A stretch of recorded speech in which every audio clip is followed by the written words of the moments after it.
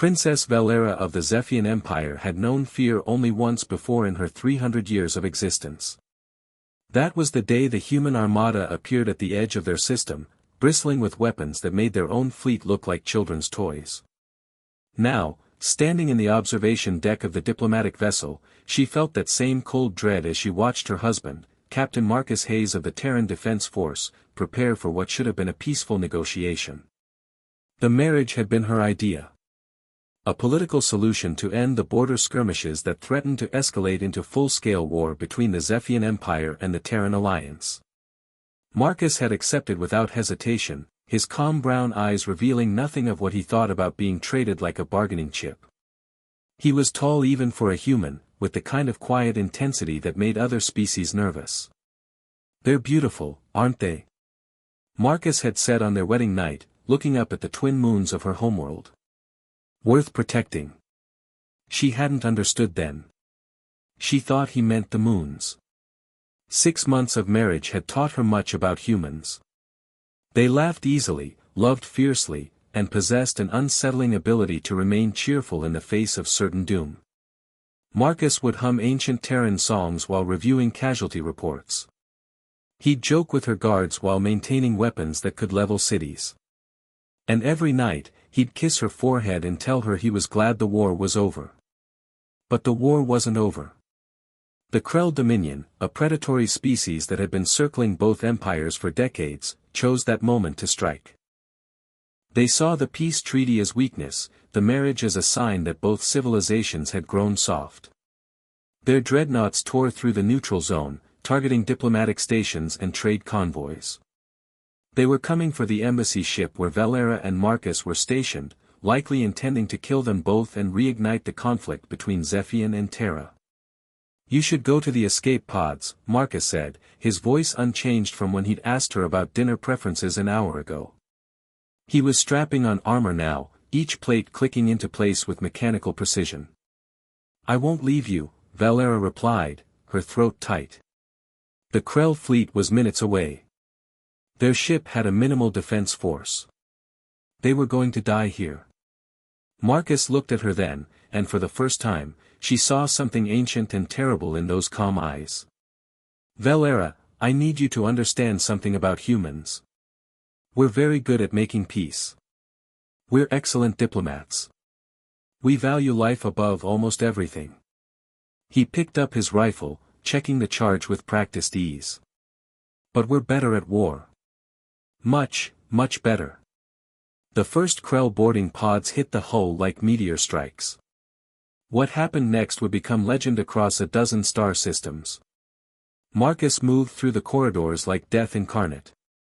The Krell were apex predators, 7 feet of armored muscle and razor claws, bred for combat across 1,000 generations. They had conquered 17 species. They knew only victory. They had never fought humans before. Valera watched through the security feeds as her husband became something else entirely. He didn't just fight the Krell warriors, he dismantled them. Every movement was efficient, brutal, perfect. He used their superior strength against them, turned their own tactics into traps. When his rifle ran dry, he used their weapons. When those failed, he used his hands. When they tried to overwhelm him with numbers, he used the ship itself, venting sections, manipulating gravity, turning the environment into a weapon. But it was more than tactics. Humans, she realized with growing horror and awe, had evolved on a death world. Earth, with its crushing gravity, violent weather, and countless predators, had forged something unique. Where other species reached their physical limits, humans pushed past pain, past exhaustion, past fear itself. They had a word for it: adrenaline. A combat drug their own bodies produced. Marcus fought for 6 hours straight. By the time Zephian and Terran reinforcements arrived, the Krell boarding force was destroyed.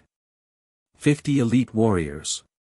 Marcus stood in the central corridor, covered in blue Krell blood and his own red, still standing, still ready. The Krell fleet retreated. They had never retreated before. In the medical bay afterward, as doctors worked to repair his numerous injuries, Marcus held Valera's hand. "I'm sorry you had to see that," he said quietly. "That's not who I want to be anymore.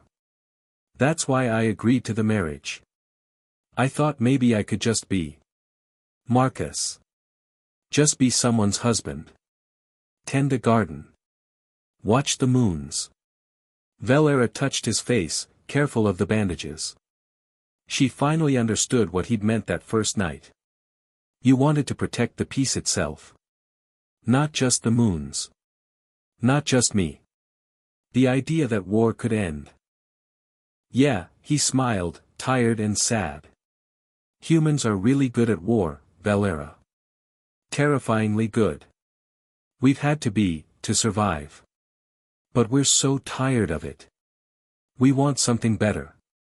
That's why we fight so hard when someone threatens peace. Because peace is harder to build than war, and more precious than anything. The Krell Dominion sent a formal apology and reparations within a week. They had learned what the Zephian Empire now knew: humans would die for peace. And that made them more dangerous than any species that simply lived for war. Valera held her husband's hand and looked out at the stars. The universe had billions of warriors. But it had something rarer now, a species that fought like gods of war so they could live as gardeners of peace. And she understood, finally, why the other species feared humanity. Not because they were the best warriors, though they were. But because they were warriors who desperately wanted to be something else. And they would fight heaven and hell itself for the chance to try.